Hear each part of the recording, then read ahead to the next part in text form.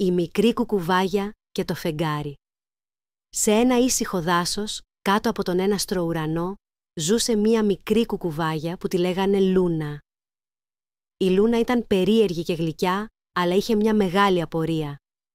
Γιατί το φεγγάρι λάμπει τόσο όμορφα κάθε βράδυ? Κάθε νύχτα, η Λούνα κοιτούσε τον ουρανό και αναρωτιόταν. Είναι άραγε μαγικό?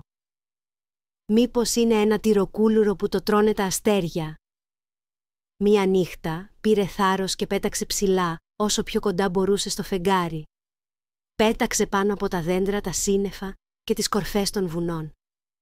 Στο δρόμο της συνάντησε τον σοφό γέροντα Κουκουβάγιο. «Πού πας, μικρή Λούνα?» «Θέλω να μάθω γιατί το φεγγάρι λάμπει». Ο γέροντας χαμογέλασε. «Πήγαινε και ρώτησέ το». Το φεγγάρι πάντα απαντά με την καρδιά.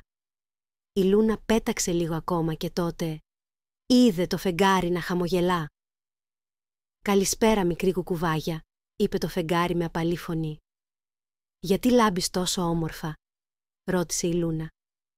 «Επειδή αντανακλώ το φως του ήλιου, αλλά πιο ήρεμα, για να σας κρατάω συντροφιά τη νύχτα». Η Λούνα χαμογέλασε. «Ευχαριστώ, φεγγαράκι. Είσαι σαν νυχτερινό φανάρι του κόσμου». Από τότε, κάθε βράδυ, η Λούνα πετούσε ως ένα κλαδί και χαιρετούσε το φεγγάρι με ένα γλυκό «Καληνύχτα, φεγγαράκι», και το φεγγάρι της απαντούσε πάντα με ένα λαμπερό χαμόγελο.